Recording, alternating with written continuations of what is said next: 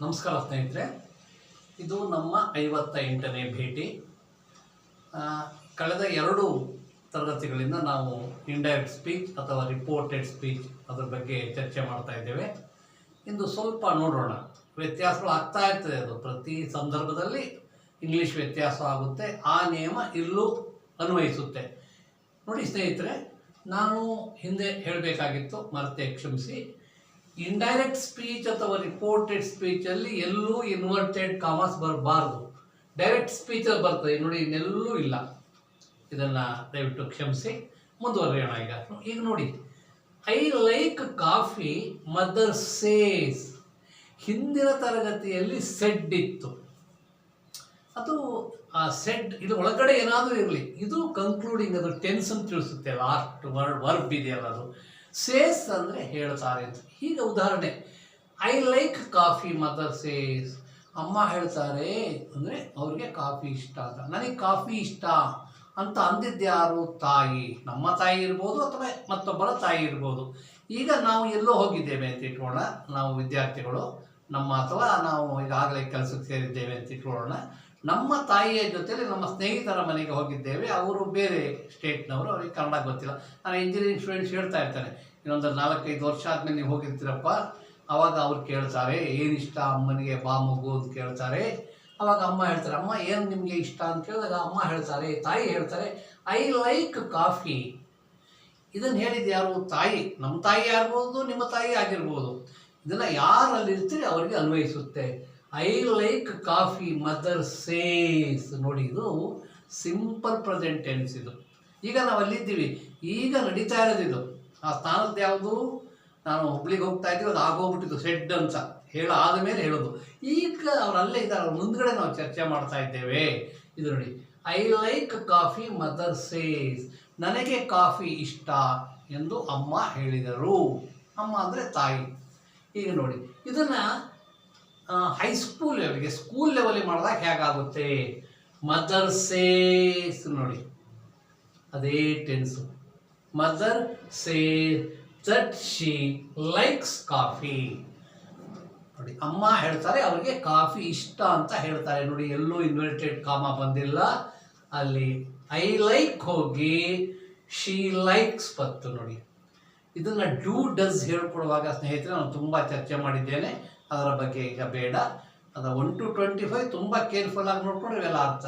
ನೋಡಿ, I like ಹೋಗಿ she likes coffee. I like coffee ಹೋಗಿ ಶಿ ಲೈಕ್ಸ್ ಕಾಫಿ. ಈ ಬದಲಾವಣೆಯನ್ನು ಗಮನಿಸಬೇಕು, ನಾನು ಅಂಡರ್ಲೈನ್ ಮಾಡಿಲ್ಲ. ನೋಡಿ, ಹಾಗೆಯೇ ನೋಡಿ, my mother says that she likes coffee. ಈಗೂ ಹೇಳ್ಬೋದು, ಅಕಸ್ಮಾತ್ ಗೊತ್ತಾಗಿದ್ರೆ ಬೇಕಾದರೆ ಇದನ್ನು ಸೇರಿಸಿದ್ರೆ ಚೆನ್ನಾಗಿರುತ್ತೆ. ಮೈ ಮದರ್ ಸೇಸ್, ನಮ್ಮಮ್ಮ ಹೇಳ್ತಾರೆ ದಟ್ ಶಿ ಲೈಕ್ಸ್ ಕಾಫಿ. ಎರಡಕ್ಕೂ ಅಂತಹ ವ್ಯತ್ಯಾಸ ಇಲ್ಲ. ಇಲ್ಲಿ ಮದರ್ ಹಾಕಬಹುದು, ಅದು ಅಂಡರ್ಸ್ಟುಡ್, ಅದು ಹಾಕಿದ್ರಿಂದ ಚೆನ್ನಾಗಿರುತ್ತೆ. My mother says that she likes coffee. ನಮ್ಮ ತಾಯಿ ಹೇಳ್ತಾರೆ ಅವರಿಗೆ ಕಾಫಿ ಇಷ್ಟ ಅಂತ. ನೋಡಿ, ಇಲ್ಲಿ ಐ ಲೈಕ್ ಹೋಗಿ ಶಿ ಲೈಕ್ಸ್. ನೋಡಿ, my mother says that she likes coffee. I like ಹೋಗಿ ದಟ್ ಬಂದು ಡಿವೈಡ್ ಮಾಡುತ್ತೋ, ಕನ್ಫ್ಯೂಸನ್ ತಪ್ಪಿಸ್ತು, ಶಿ ಲೈಕ್ಸ್ ಕಾಫಿ ಆಯಿತು. ನನಗೆ ಕಾಫಿ ಇಷ್ಟ ಹೋಗಿ ಅವರಿಗೆ ಕಾಫಿ ಇಷ್ಟ, ಅಮ್ಮನಿಗೆ ಕಾಫಿ ಇಷ್ಟ. ಇದನ್ನು ನಾವು ಕಾಲೇಜು ಹಂತದಲ್ಲಿ ಈ ಟೆನ್ಸನ್ನು ಜೋಪಾನವಾಗಿ ಮಾಡಬೇಕು. ರಿಪೋರ್ಟೆಡ್ ಸ್ಪೀಚಲ್ಲಿ ಹೇಗೆ ಹೇಳ್ಬೋದು? ಮೈ ಮದರ್ ಟೆಲ್ಸ್ ಮೀ. ಮೈ ಮದರ್ ಟೆಲ್ಸ್ ಮೀ. ನೋಡಿ, ಅಲ್ಲಿ ಸೇಸ್ ಆದಮೇಲೆ ಅದು ಲಿಸ್ನರ್ ಇಲ್ಲ ಇಂಗ್ಲೀಷಲ್ಲಿ. ನೋಡಿ, ಎಲ್ಲ ಟೆನ್ಸಲ್ಲೂ ಟೆನ್ಸ್ ಜೊತೆ ಲಿಸ್ನರು ಸಾಮಾನ್ಯವಾಗಿ ಇರಬೇಕು. ಇದು ಇಂಗ್ಲೀಷ್ ರೂಲ್. ಅದು ಮೈ mother tells me that she likes coffee. ಅಮ್ಮ ಹೇಳ್ತಾರೆ, ನನಗೆ ಹೇಳ್ತಾರೆ. ನೋಡಿ, ಸೇ ಆ್ಯಂಡ್ ಟೆಲ್ ಅನ್ನು ಹೇಳಿದ್ದೇನೆ ಹಿಂದೆ, ಅದನ್ನು ಡೂ ಬಗ್ಗೆ ಹೇಳಿದ್ದೇನೆ. ಅದನ್ನು ಈಗ ಚರ್ಚೆ ಮಾಡೋದು ಬೇಡ, ಯಾಕಂದರೆ ಇದ್ರ ಸಮಯ ಕನ್ಸ್ಯೂಮ್ ಇದಾಗ್ಬಿಡುತ್ತೆ ನಮಗೆ. ನೋಡಿ, my mother tells me that she likes coffee. ಗೊತ್ತಾಯ್ತು? ನೋಡಿ, sorry, mother tells me that she likes coffee. ಅದೇ ಥರ ಅಮ್ಮ ಹೇಳ್ತಾರೆ, ನನಗೆ ಹೇಳ್ತಾರೆ ಕಾಫಿ ಇಷ್ಟ ಅಂತ. ಸೇಮ್ ನೋಡಿ, ಇಲ್ಲಿ ಮದರ್ ಸೇಸ್ ಥರನೇ ಇಲ್ಲೂ ಮೈ ಮದರ್, ಮೈ ಹಾಕಿಲ್ಲ, ಮದರ್ ಟೆಲ್ಸ್ ಮೀ. ಇದು ಆಗಬಹುದು, ಆದರೆ ಅದಕ್ಕಿಂತ ಎಫೆಕ್ಟಿವ್ ಆದ ವಾಕ್ಯ ಅಂತ ಅಂದರೆ ನಾವು ಈ 2 ವಾಕ್ಯಗಳನ್ನು ಬರೀಬೇಕು. ಇವೆಲ್ಲ ಕೊನೆ ಈ ವಾಕ್ಯ ಬಹಳ ಮುಖ್ಯ. ಮೈ ಮದರ್ ಟೆಲ್ಸ್ ಮೀ, ನಮ್ಮಮ್ಮ ನಂಗೆ ಹೇಳ್ತಾರೆ. ಏನಂತ ಹೇಳ್ತಾರೆ? ದಟ್ ಶೀ ಲೈಕ್ಸ್ ಕಾಫಿ, ನನಗೆ ಇಷ್ಟ ಕಾಫಿ, ಹೋಗಿ ಅವರಿಗೆ ಇಷ್ಟ ಅಂತ ಹೇಳ್ತಾರೆ. ನೋಡಿ, ಇದು ಇಂಗ್ಲೀಷ್ ನೋಡಿ, ಐ ಅನ್ನೋದು ಬರೋದಿಲ್ಲ ಇಲ್ಲಿ. ಇದು ಬಹಳ, ಈ ವಾಕ್ಯ ನೋಡಿ, ಮದರ್ ಟೆಲ್ಸ್ ಮೀ, ಟೆಲ್ಸ್ ಬಂದ ತಕ್ಷಣ ಒಬ್ಬ ಲಿಸ್ನರ್ ಇಂಗ್ಲೀಷ್ ಚೆನ್ನಾಗಿರುತ್ತೆ. ಗೊತ್ತಾಯ್ತಾ? Mother told a story to me ಅನ್ನಕ್ಕಾಗಲ್ಲ, ಅದು ಇಂಗ್ಲೀಷು ತಪ್ಪು ನೋಡಿ. ಗೊತ್ತಾಯ್ತಾ? My mother told me a story ಅಂತ ಹೇಳಬೇಕು. ಇದು ರೂಲ್, ಇದು ಇಂಗ್ಲೀಷ್ನಲ್ಲಿ.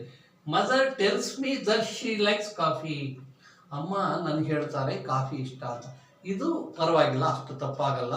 ಆದರೆ ಮೈ mother tells me that she likes coffee, ಆ ಸಂದರ್ಭದಲ್ಲಿ ನಮ್ಮ ತಾಯಿ ಅಲ್ಲಿ ಇದ್ದಾರೆ ಅಂತ ಗೊತ್ತಾದರೆ ಆ ಸಿಚುವೇಶನ್ ಗೊತ್ತಾಗ್ಬಿಡುತ್ತೆ. ರಿಪೋರ್ಟ್ ಕೇಳುವಾಗ ಅವರು ಗೊತ್ತಿರೋದನ್ನೇ ಕೇಳೋದು.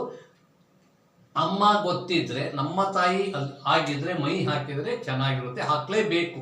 ಇಲ್ಲೂ ಅಷ್ಟೇ, ಮೈ ಮದರ್ ಹಾಕಿದರೆ ಚೆನ್ನಾಗಿರುತ್ತೆ. ಗೊತ್ತಿಲ್ಲದೆ ಹೋದರೆ ಮದರ್ ಟೆಲ್ಸ್ ಮೀ ಅಂತ ಹಾಕಬೇಕು. ಇದನ್ನು ಮರಿಬಾರ್ದು ನೋಡಿ. ಐ ಲೈಕ್ ಕಾಫಿ, ಇದು ಮೂಲ ಗಿವನ್ ಸೆಂಟೆನ್ಸ್, ಇದು ಕೊಟ್ಟಿರುವ ವಾಕ್ಯ ನೋಡಿ. I like coffee, mother says, ನನಗೆ ಕಾಫಿ ಇಷ್ಟ, ಅಮ್ಮ ಅಂದರು. ಇದನ್ನು ರಿಪೋರ್ಟ್ ಮಾಡಿದಾಗ ಈ ಎಲ್ಲ ರೀತಿಯಲ್ಲಿ ನಾವು ಇಂಡೈರೆಕ್ಟ್ ಸ್ಪೀಚು ಮತ್ತು ರಿಪೋರ್ಟೆಡ್ ಸ್ಪೀಚಲ್ಲಿ ಹೇಳ್ಬೋದು. Mother says that she likes coffee, ಒಂದು ಪಕ್ಷ ನಮಗೆ ಕನ್ಫ್ಯೂಸನ್ನು, ನಮ್ಮಮ್ಮ ಗೊತ್ತಿಲ್ಲದೆ ಇರ್ಬೋದು, ಅಥವಾ ಸೀಕ್ವೆನ್ಸಲ್ಲಿ ಆ ಸೆಂಟೆನ್ಸಲ್ಲಿ ನಮಗೆ ಕನ್ಫ್ಯೂಸನ್ ಆದಾಗ mother says that she likes coffee, ಅಮ್ಮ ಹೇಳ್ತಾರೆ ಅವ್ರಿಗೆ ಕಾಫಿ ಇಷ್ಟ, ಮುಗೀತು.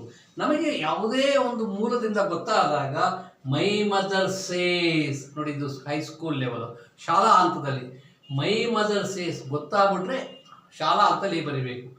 ಮೈ mother says that she likes coffee, ನಮ್ಮ ತಾಯಿ ಹೇಳ್ತಾರೆ ಅವರಿಗೆ ಕಾಫಿ ಇಷ್ಟ ಅಂತ. ಇದು ಸೇಫ್ ಫಾರ್ಮ್ ನೋಡಿ. ಟೆಲ್ ಬಹಳ ಮುಖ್ಯ, ನಾವು ಇದನ್ನೆಲ್ಲ ಮರ್ತು ಬಿಡಬೇಕು. ಇಂಗ್ಲೀಷಲ್ಲಿ ಕಮ್ಯುನಿಕೇಷನ್ ಇದು ಬೇಡ, ಇದು ಸ್ಕೂಲ್ ಲೆವೆಲ್ಗೆ. ಇದು ಹೈಸ್ಕೂಲ್ ಮಕ್ಕಳಿಗೆ ಅನುಕೂಲ ಆಗಲಿ ಅಂತ ಇದು ನಾನು ಹೇಳಿದ್ದೇನೆ ನೋಡಿ. Mother tells me that she likes coffee, ಇಲ್ಲಿ ನೋಡಿ ಬಹಳ ಮುಖ್ಯ. ನಮಗೆ ನಮ್ಮ ಅನ್ನೋದು ನಮಗೆ ಗೊತ್ತಿಲ್ಲದೆ ಇದ್ದಾಗ, ಯಾವುದೇ ಆ್ಯಂಗಲಿಂದ ನೋಡಿದಾಗ ಗೊತ್ತಿಲ್ಲದೆ ಇದ್ದಾಗ mother tells me that she likes coffee, ಅಮ್ಮ. ಸೊ ನಮ್ಮ ಅಮ್ಮ ಅಂತ ಏನಾದರೂ ನಮಗೆ ಆ ಸಿಚುಯೇಷನಲ್ಲಿ, ಆ ಪಾಠದಲ್ಲಿ ನಮಗೆ ಗೊತ್ತಾದರೆ ನಾವು ಅದನ್ನು ಗೊತ್ತಿರೋದೇ ಕೇಳೋದು ಯಾವಾಗಲೂ. ಆ ಸೆಂಟೆನ್ಸನ್ನು ಟೆಕ್ಸ್ಟ್ ಬುಕ್ಕಿಂದ ಆರಿಸಿರ್ತಾರೆ, ಕ್ವಶನ್ ಕೇಳೋರು. ಮೈ mother tells me that she likes coffee, ನಮ್ಮಮ್ಮ ನಮ್ಗೆ ಹೇಳ್ತಾರೆ ನಂಗೆ ಕಾಫಿ ಇಷ್ಟ ಮಗು. ಅದನ್ನು ನಾವೇನು ಮಾಡ್ತೀವಿ, ನಮ್ಮಮ್ಮ ಅವ್ರಿಗೆ ಕಾಫಿ ಇಷ್ಟ ಅಂದರು ಅಂಕಲ್ ಅಂತೀವಿ. ನಮ್ಮ ಮದರ್ ಟಂಗಲ್ಲಿ ನಮಗೆ ಕಾಫಿ ಇಷ್ಟ ಅಂಕಲ್ ಅಂತ ಹೇಳ್ತಾ ಇದ್ದಾರೆ ಅಮ್ಮ ಅಂತ ಹೇಳ್ತೀವಿ, ಅಥವಾ ಆಂಟಿ ಅಂತ ಹೇಳ್ತೇವೆ ಸಾಮಾನ್ಯವಾಗಿ. ಬಹುಶಃ ಇದು ತಮ್ಮ ಗಮನಕ್ಕೆ ಬಂದಿದೆ ಅಂದ್ಕೊಂಡಿದ್ದೇನೆ. ಮತ್ತೊಮ್ಮೆ ಹೇಳ್ತೇನೆ, ಇಂಡೈರೆಕ್ಟ್ ಸ್ಪೀಚ್ ಅಥವಾ ರಿಪೋರ್ಟೆಡ್ ಸ್ಪೀಚಲ್ಲಿ ಇನ್ವರ್ಟೆಡ್ ಕಾಮಾಸು ಬರಬಾರ್ದು, ಇದನ್ನು ಮರಿಬಾರ್ದು ಅಂದ್ಕೊಂಡಿದ್ದೇನೆ. ಇಲ್ಲಿ ನೋಡಿ, ಇಲ್ಲಿ ನಾನು ಸೇಸ್ ಬರೋ ಥರ ತಗೊಂಡಿದ್ದೇನೆ. ನೆಕ್ಸ್ಟ್ ತರಗತಿಯಲ್ಲಿ ಕ್ರಿಯಾಪದ ನೋಡಿ, ಎಲ್ಲ ಕಡೆ ಸೇಸ್ ಸೇಸ್ ಟೆಲ್ಸ್ ಆಗಿದೆ. ಈ ರೀತಿಯ ಬದಲಾವಣೆ ಆಗದಂತಹ ಒಂದು ವಾಕ್ಯವನ್ನು ತೆಗೆದುಕೊಂಡು ನಾವು ಚರ್ಚೆ ಮಾಡಿದ್ರೆ ಚೆನ್ನಾಗಿರುತ್ತೆ. ಸೊ ಮುಂದಿನ ತರಗತಿಯಲ್ಲಿ ಭೇಟಿಯಾಗೋಣ. ನಮಸ್ಕಾರ ಸ್ನೇಹಿತರೆ.